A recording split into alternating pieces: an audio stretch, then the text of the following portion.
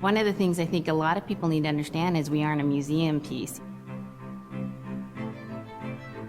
The Iñupiat people are a living people and a living culture. Even though we're in northern Alaska, which covers this vast area from Nome all the way over the Canadian border, is that there's this extreme value of interconnectedness and interdependence. It's a hunting society, a gathering society from thousands of years. This is what creates our culture. That special relationship between humans and the natural world and the animals, and that it teaches you how to have a society that doesn't do too much harm to the world. Love and respect for nature, for one another, for our elders. Very, very fundamental value, key to life. Our values are something that bind us all. The importance of sharing with one another, the importance of spirituality, and the connection to the land, our traditions, how we hunt, sharing of stories and songs and dances. I'm Iñupiat. I'm from the Arctic Ocean. I am Iñupiat. It's very important to me. It's who I am as a person. And we're very proud of who we are, and we want to continue that.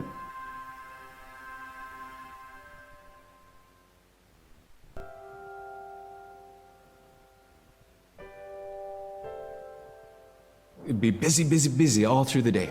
You get up and you just go right to work, right to work. There's always something to do. There's never any idle time. The only idle time we had was after we eat and before we go to bed. One of the older people would be relaxing, laying down there and saying, it'd be really nice to hear a story. And then just organically, someone would just start telling a story. Storytelling for the Iñupiat people is very important because it not only created that sense of community, but is a way to pass on wisdom to the next generation. It was like TV, It was just like, it was as good as any movie you've ever seen. And the storyteller told it so clearly that it was just as powerful as any of the greatest movie blockbusters you've ever seen. There was a reason behind the stories that we were told because they held traditional knowledge. They held things that we might need to know in life, whether it was about how to find food or how to survive, or it was about well-being and the importance of connecting with people and being a good member of the community. We all do stories. We all live in stories. We all tell stories to our friends, and they need to be told. They need to be heard.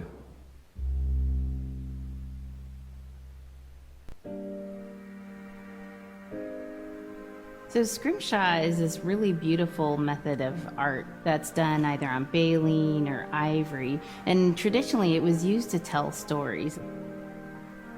Each etching is telling a story of some event. Caribou hunting was taking place. This is what was going on. War began around this time, and so it sort of gives you a timeline of history through etching. An elder or the person who carved it would literally be able to read the scrimshaw story. They're like reading a book, in a way. A lot of the storytelling traditions would be things that after the storytelling was done, we'd just rely on the next person telling it. And so scrimshaw is a very important way for Alaskan Native people to record their history.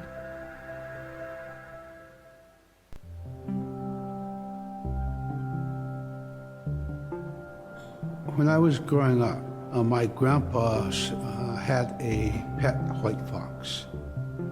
If you're a good friend with a fox, when there's danger abound, they try to keep you from getting into trouble. They pull tricks here and there, and foxes are like spoiled little kids in a way. When you let her out, she'd go prancing out in the snow, jumping in the air. I know she was happy then.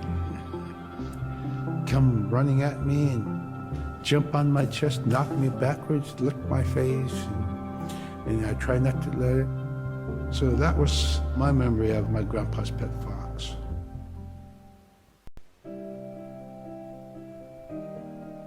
Caribou it provided for us in many ways. Our clothing in those days was made of all caribou skin. I grew up wearing caribou pants, mittens, caribou skin mattress, blankets. Some people had boots that were made with wolf leggings, sealskin sole bottoms. Baleen was shaved to make insoles. They kept us quite dry and warm as well.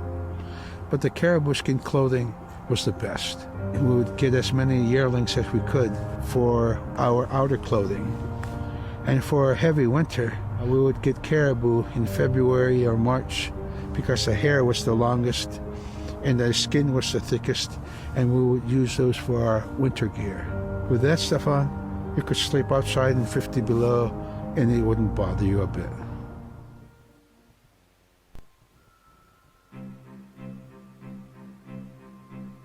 Sila is the weather. It also means the atmosphere. Here's the nuna, or the land, and it's anything from the land into the moon, the sun, the stars. That's Sila. It's a very spiritual, and we have a relationship with Sila. Sila has a soul in the same way we do as people, in the same way animals do. I think spirit helpers in and of themselves are really about how we're connected with things. And so it may be that there is a spirit helper that shows themselves as a bird to show you the way home, or it may be a spirit helper that actually decides to show themselves with the face and body of a man instead of their animal form. And so I think one of the things that's hard to understand is that it's not one way of seeing things, it's one way of knowing you're connected to everything. We've always had that spirituality of everything around us. It's the interaction you have with the air you breathe, the ocean that you gather resources from, the rivers from which you gather fish, the tundra from which you pick berries, the animals that give themselves. It's all of that.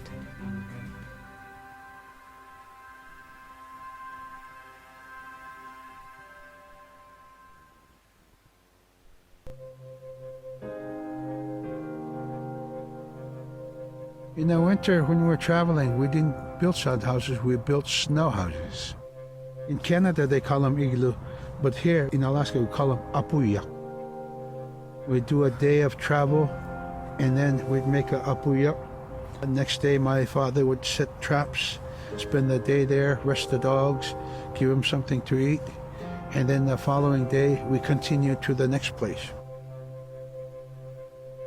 We'd go to my dad's sister, who had a house at Dubarg. They had a small sod house over there. We didn't have to do anything. We just visit with them, and my dad and my sister were glad to see each other, and they'd talk away while us kids played outside or go to sleep. By the time we get back to our home, my father would leave us with our aunt or with my grandmother, and then he'd start on his trips and go check his trap line.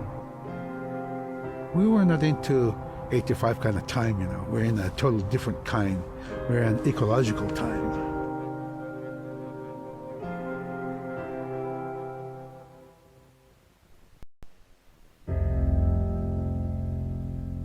Drum is something that's common to all cultures in Alaska. All cultures have a drum that may have some stylistic differences or differences in the materials that it's made, but it's still in recognition of life and vitality, and the drum mirrors the heartbeat, and when you continue drumming soon it will be in line with your heartbeat, because that's what it's supposed to be, the heartbeat of the community, and it symbolizes vitality. And it's the most tremendous feeling to be in a room And to have one long row of all the drummers and to have that feeling of unity, everyone beating in harmony, the drum beat in unison, it's the most beautiful feeling. And to know that you're connected, you're on the land that you are connected to. And even if you grew up outside of the community, that which is in you comes from this area. And it's the greatest feeling.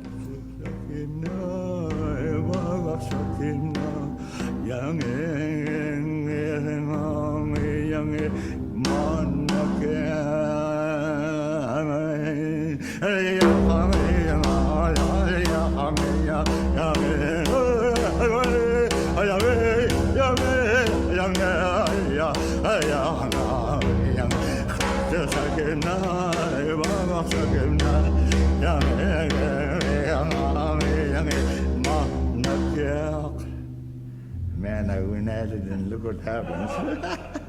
Oh.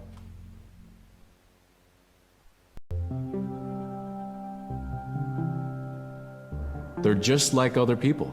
They just happen to be very small and extremely strong. These are stories that are common throughout Alaska. It's normally the people are size from your elbow to the tips of your fingers, and they possess superhuman strength. So they may be tiny, but they can carry a whole caribou. And if you go up north and you talk to a number of the people in the community, they'll talk about having seen the little people. There's a place at home that we know, but we don't profess it to anybody. But it's not like the boogeyman.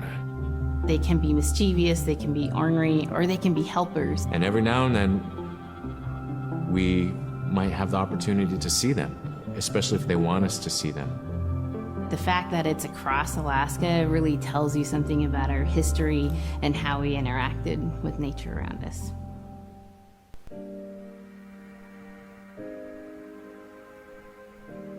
The bola is what we call kilamitang.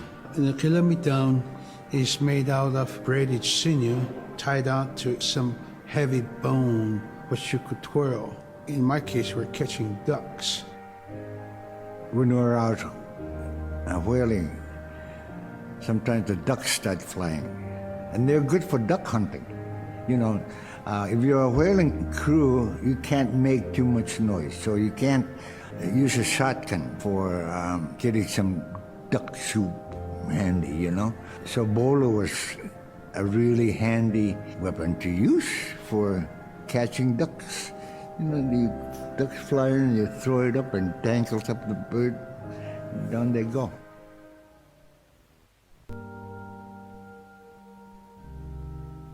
The scariest I've ever been, I was 12 years old. We floated out on a piece of ice while we were duck hunting. It was a bluebird day, just clear blue skies. And there was 3 of us, myself, my brother, and my dad. Next thing you know, we see this dark shadow on the ice. We look and it goes behind us. So we all jumped up, startled, and my dad, he started running. We got back to the ridge there. The ice had fractured, cracked, and broke off, and we were floating away. We were drifting.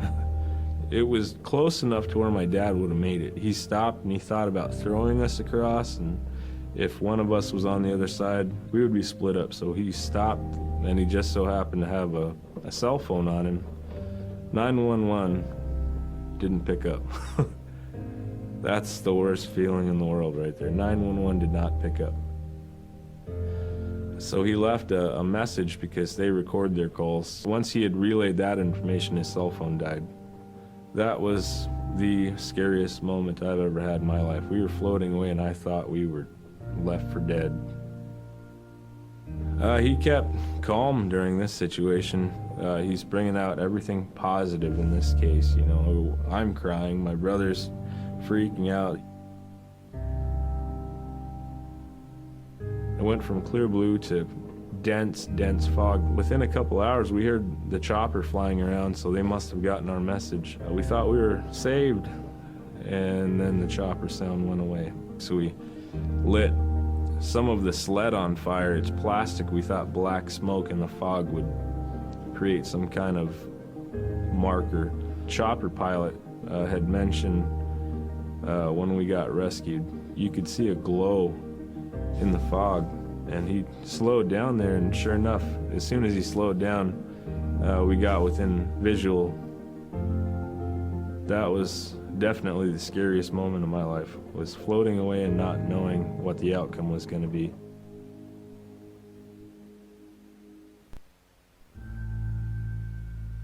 We're very much aware of the climate change.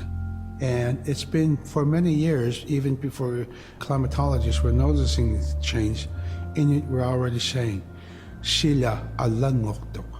Our climate is changing. If the heat is going the way it is right now, for us it's going to be pretty bad.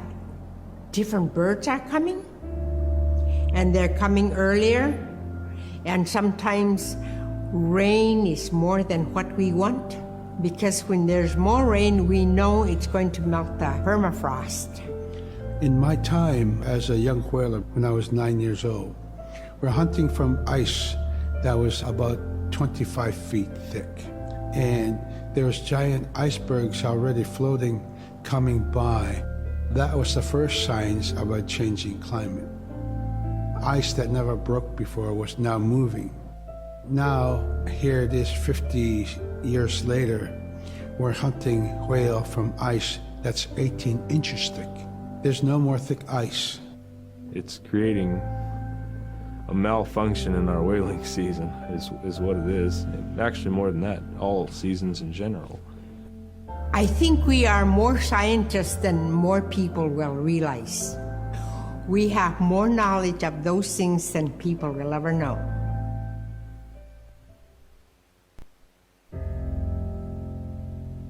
My brother was out seal hunting. He got attacked from behind and managed to grab his knife and save himself. When he came to realize, oh no, it's a mother. We've always known traditionally that we avoid killing a mother. It's always been sacred to us to protect them. He had to present himself to the council, and so he was given the job to mother the baby, and we kept it. It got so big, it went over the barricade one day and got to the dog food, and that was an indication that, brother better go teach it how to survive on its own. So he did. I really got attached to the bear because I more or less grew up with it. And some days when brother took him walking, once in a great while he'd put me on the bear and I would ride on it like a horse. I was just happiest little girl in the world.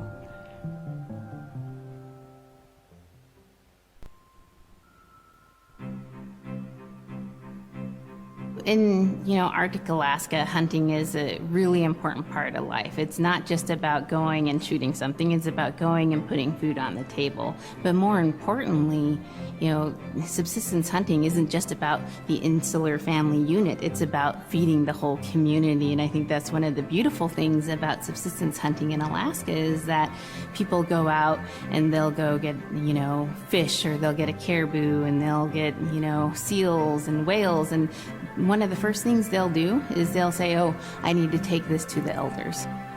This isn't just about one individual surviving or one family surviving, it's about the whole community. We didn't just go out and kill and put in a freezer.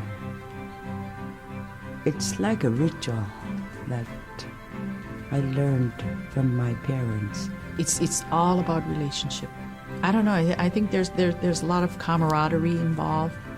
And just being out on the land or being out on the ocean, it's like getting back in tune. I'd rather be out there. To me, once I go out there, it's the world that I learn from.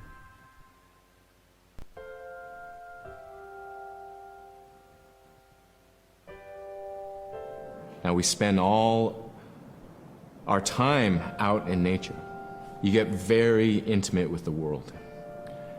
And over time, if you're living that life, you start to sense that everything has a spirit. There's a consciousness in everything. everything is alive. If everything is alive, then we want to respect it. And if we're going to use it, we want to use it respectfully. What I try to tell my nephews and nieces, you know, you love to hunt, you have to take care of the animals that you catch, preparing the food and eating the food that you catch. Water provides you. The ice brings you life. It provides all those things that you need to be a part of your life. That was something I grew up with. I grew up respecting the animals. I grew up respecting the land. And that, to me, that is why we as Iñupiat, as an Iñupiat culture, as an Iñupiat people, is why we're so successful.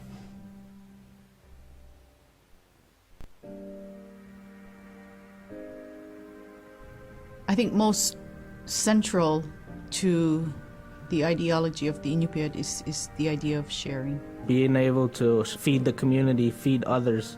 That's why we hunt. You know, in the old days, that's what you needed to survive, you know. The sharing is important because it's how the community survives together collectively. We just give. That's how I grew up. That's the way I'm always going to be. Because of who we are, we always think about other people first. If our people didn't share in the old days, we wouldn't have survived in this harsh, climate, environment.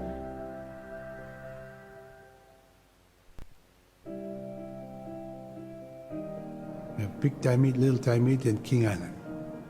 And in those three islands are the stepping stones to get to America. So King Island is this absolutely beautiful place off the coast of Alaska. And if you can imagine being on this really kind of rocky island that kind of shoots up from the water to these cliffs, and then all of a sudden you see these stilts, and then you look up and there are these houses. They were built on the cliff up high because of the ice. Being an island in the Bering Sea, you have ice that's being pushed by the winds onto the island. So it's going to pile up 50, 60 feet high. Structures are still there today, and people have returned to King Island. It's a growing community as the people return back to their island.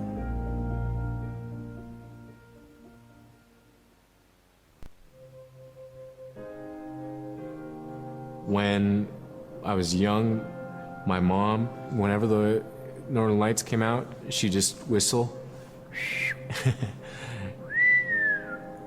Boy, they come alive. Just keep whistling and that aurora will just like, you can almost hear it. And then she explained to me a little bit later that those are children, and children who've passed away when they were children.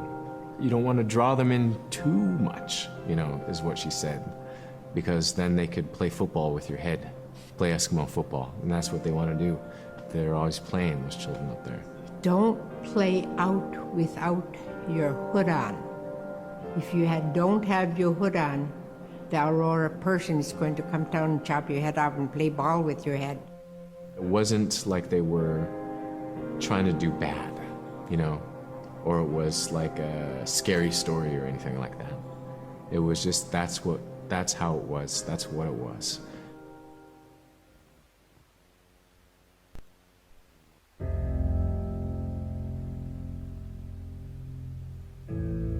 In the month of November, there's no sun. So during that dark time, we travel by the light of the moon. It's quite different. Everything was silver and black. Toward the horizon, we could see where caribou are because their body heat flowing upward, and we could see it glowing in the moonlight against a dark horizon where there's no stars. If somebody yelled, you could know who yelled from where the sound came from, but specifically where that cloud of their breath went up and it glowed in the moonlight. So that was a good time to travel. It was very surrealistic. And so things that were dark objects look very close, and white objects look very far.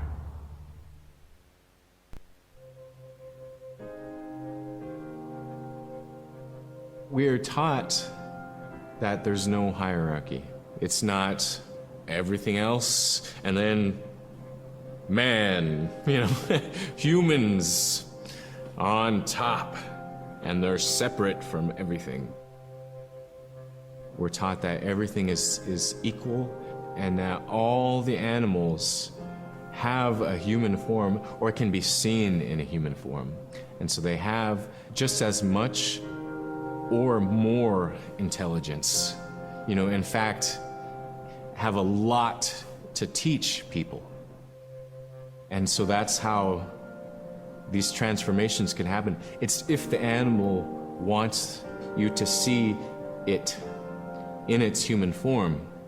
There's a story where a man comes up to an ice hole and then realizes there's another man in his parka that's got stuck in the net, and is just stuck like that. Oh, can you let me out? Please help me, And so then he lets the man out, but then realizes that was actually a seal. That was a seal man. And just because that seal wanted that help, that seal allowed itself to be seen in human form.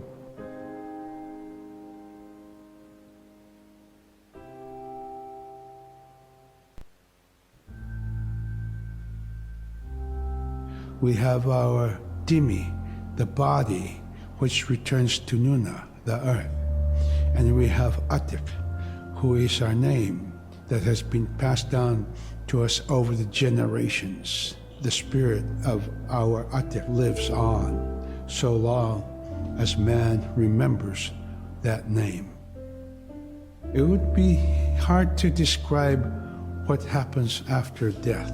The feeling is that when our Anik returns to Sila, then that may be reborn if the name is passed on to a new child who can then retain some of the memories of the original name. And so it's not uncommon for grown-ups or adults to meet a child who has the same name maybe as their grandmother and say, "Hi, Aka," which means grandma, "Hi, Appa," or "Hi, little mom," or "Hi, little dad," because it's the traditional belief that the soul, is continuing on.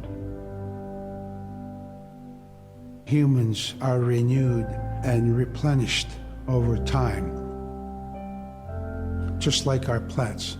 Every year flowers are born and bloom and they die. Next year they are born again.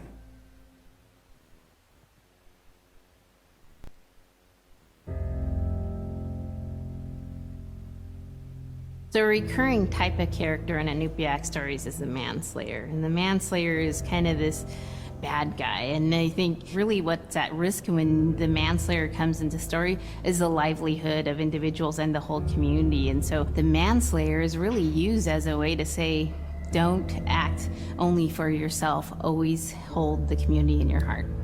Oftentimes in these stories, there is one person that will stand up. And what this humble person will represent, who faces that manslayer, is a return to order, a return to true living in the community. And it just takes that one person. It could just be that one person that can help to change everything. Because everyone wants to live a good life. Everyone wants to have a good community.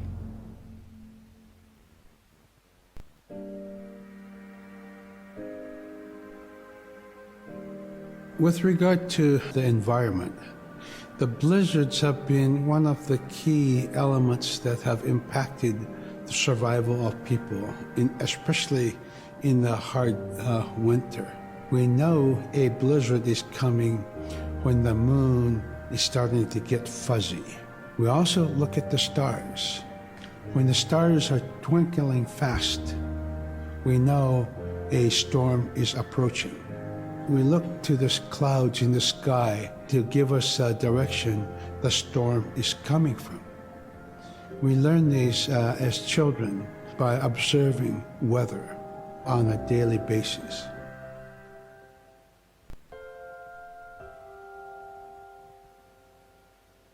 With the story of Kunuk Sayuka, told by Robert Cleveland, it's just a masterwork. It's a well-known story among the Iñupiat people, and in our case, of producing a video game that really reflects indigenous heritage. It captures the imagination, and it's something that you have a very specific kind of task to do.